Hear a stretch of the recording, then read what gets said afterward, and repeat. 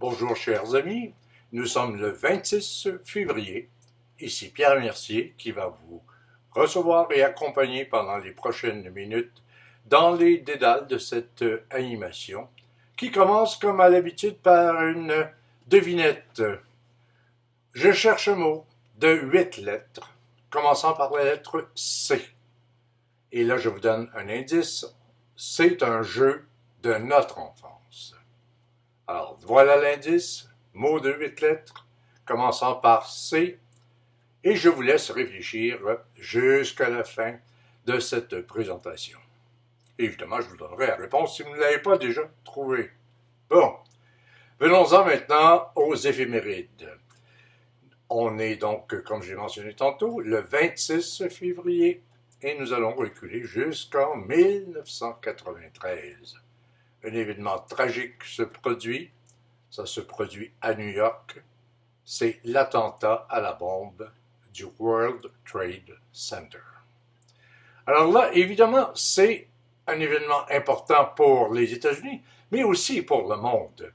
Alors donc, il s'agit d'un attentat terroriste, l'enquête l'a prouvé, organisé, perpétré par le mouvement des djihadistes, qui relève de la grande famille de Al-Qaïda.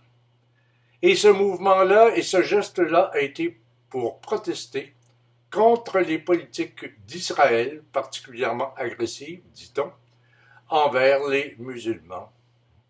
Et surtout, aussi, et c'est pour ça qu'on a choisi ce lieu-là, de l'appui presque inconditionnel que les États-Unis apportent à Israël au détriment des pays musulmans en cause. Alors voilà donc un geste comme ça délibéré, terroriste qui sème la terreur, c'est le cas de le dire, et qui fait au total finalement 6 morts et 1042 blessés.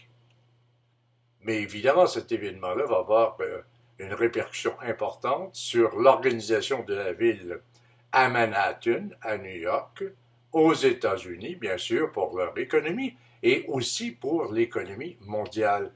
Donc, c'était un événement important qu'il fallait souligner en cette date du 26 février. À chaque semaine, je vous présente une pensée que j'appelle la pensée de la semaine, en espérant qu'elle va rester dans votre tête pendant toute la semaine et que vous allez la ruminer, cette pensée. Et encore une fois, je me tourne vers notre ami Einstein, Albert de son prénom. Et voici ce qu'Albert nous disait. Il dit « Un problème sans solution est un problème mal posé. » Peut-être pas toujours, mais souvent c'est le cas.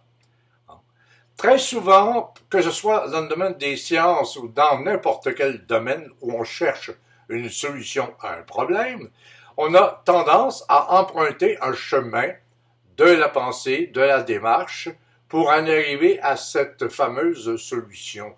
Et on n'y arrive pas.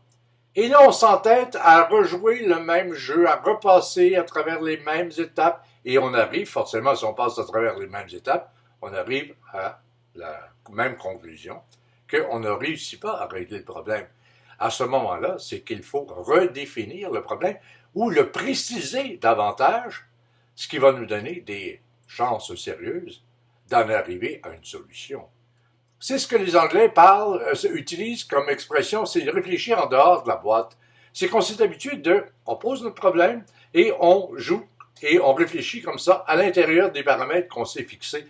Mais quand ça ne donne rien, il faut aller en dehors des paramètres et chercher autre chose. Et c'est là, très souvent, où on va trouver des solutions. Donc, prenons le temps, avant de commencer à faire des recherches, prenons le temps de bien définir le problème en question, de façon à ce qu'on ait en tête toutes les facettes de ce problème-là, toutes les facettes des différentes situations qui ont mené à la construction de ce problème-là. Et à ce moment-là, ça va nous donner des indices pour déconstruire le problème et, dans l'idéal, éviter qu'il se reproduise dans le futur. Alors, chapeau encore une fois à notre ami Einstein. Je répète, un problème sans solution est un problème mal posé. Arrivons-en maintenant à mes photos. Comme d'habitude, je vous en présente 3. Une première photo que j'ai prise dans une exposition de sculpture, tenue sur une île, petite île, dans la rivière des Mille-Îles, dans une petite auberge de santé, qui avait accueilli comme ça cette petite exposition d'une peut-être une quinzaine ou une vingtaine d'œuvres, et celle-ci que je vous présente m'a particulièrement impressionné. Regardez tout le mouvement qu'il y a dans cette sculpture.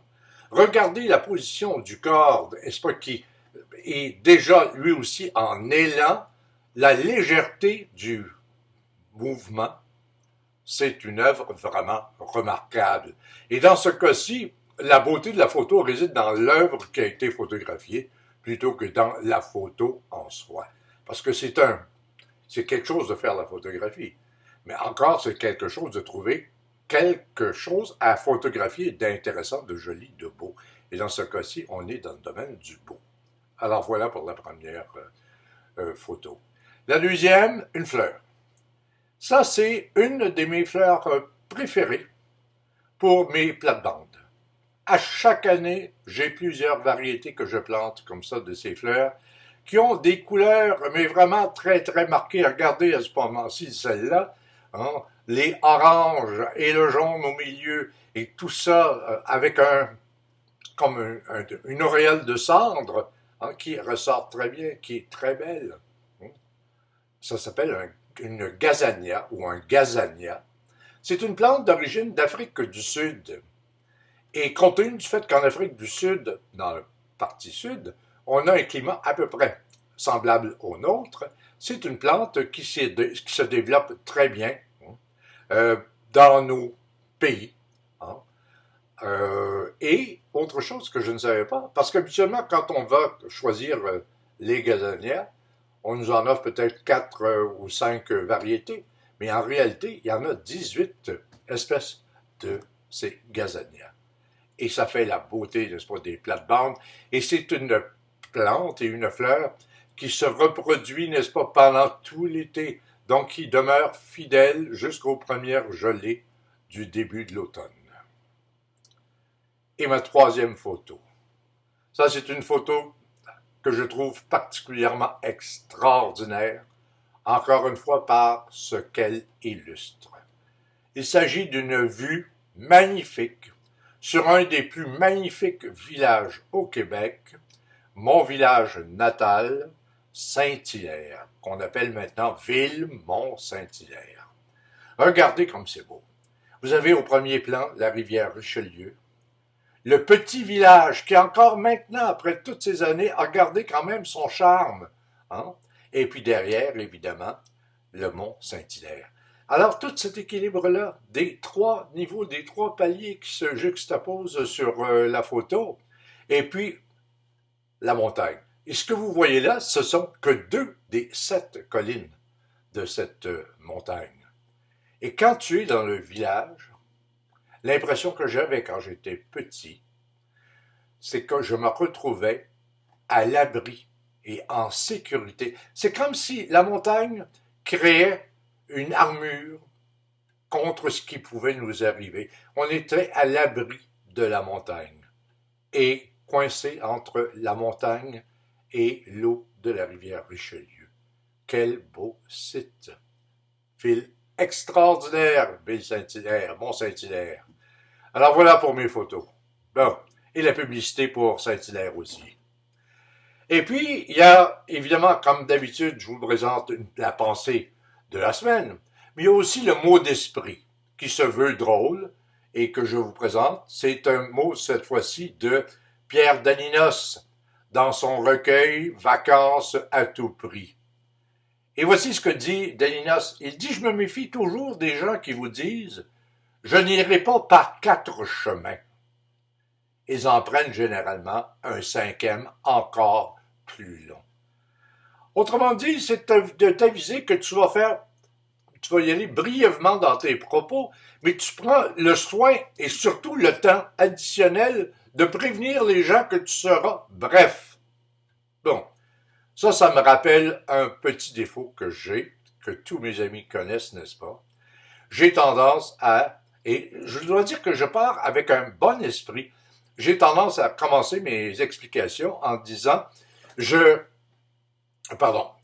fais faire une histoire courte. Bon. Et pour être honnête, ils ont raison de se moquer de moi, parce que rarement l'histoire est courte. Mais l'intention au départ, elle est juste, je me dis, bon, mais voici ce que je veux aborder. Je vais essayer d'aller à l'essentiel pour que les gens puissent comprendre et comprendre rapidement, sans être obligés de les garder en captivité intellectuelle, n'est-ce pas? Mais là, le problème, une fois que je me suis dit ça et que j'ai prononcé ma fameuse phrase en préliminaire, ben là, je m'embarque dans mon propos. Je divague, je me promène à droite et à gauche, il y a une idée secondaire qui arrive, qui vient se greffer à l'explication principale, et finalement, ce qui devait être court est long, et pour certains, probablement très long. Alors maintenant, l'effort que je fais, c'est d'essayer de ne plus le dire, sachant très bien que ce sera toujours long. J'ai un don particulier pour m'exprimer, et surtout un besoin de m'exprimer. Alors voilà. Donc je ne suis pas loin des propos d'Adinos, qui se dit « Je me méfie toujours des gens qui vous disent « Je n'irai pas par 4 chemins ». Ou encore qui vous disent « Le chemin où l'histoire sera courte ». Méfiez-vous de ces gens. Bonnes gens. Alors donc, on a là épuisé tous nos sujets, et avant de se quitter, on va revenir à notre devinette. Donc, mot de 8 lettres commençant par C, nous rappelant un jeu de notre enfance. La cachette. Ce que les Français appellent jouer cache-cache. La cachette, c'est bien plus sympathique, il me semble. Et dans notre petit village, tiens, j'y reviens sincère, dans notre petit village, il y avait beaucoup d'enfants à l'époque. Et après le souper, à différents moments, les enfants sortent dehors. Et là, on jouait avec ceux qui se présentaient. On pouvait être 6, 12, et parfois plus. Et parmi tous les jeux, et Dieu sait s'il y en avait une très grande variété, notre préféré, c'était le jeu de la cachette. Et évidemment, il fallait trouver des idées nouvelles, des cachettes nouvelles qui seraient efficaces. Et je dois, moi, me confesser, j'ai été à un moment donné très, très, très fier d'avoir trouvé une cachette, mais vraiment extraordinaire. Et je me disais, mais mon Dieu, que t'es génial d'avoir pensé à ça.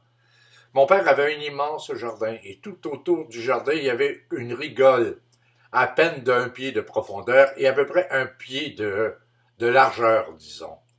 Et, au-delà de la rigole, il y avait du gazon. Alors, je suis allé m'étendre là-dedans, à ne pas bouger, bien sûr. Et là, ma cachette était tellement bonne qu'il n'y a personne qui m'a trouvé. Et là, à la brunante, pour pas dire à la noirceur, je me suis dit, écoute, j'ai pas le choix, il n'y a plus personne. Je vais sortir de mon trou, c'est le cas de dire, et puis, mon premier réflexe, c'est de me dire, hey, demain, je vais reprendre la même cachette. Et après ça, en réfléchissant un petit peu, je me suis dit, non, faut pas faire ça. Parce que, encore une fois, je vais me retrouver dans le trou jusqu'à la noirceur. Mais c'était donc une preuve d'imagination qu'on avait collective et un jeu qui était tout à fait sain et vraiment amusant. La cachette. 8 lettres commençant par C.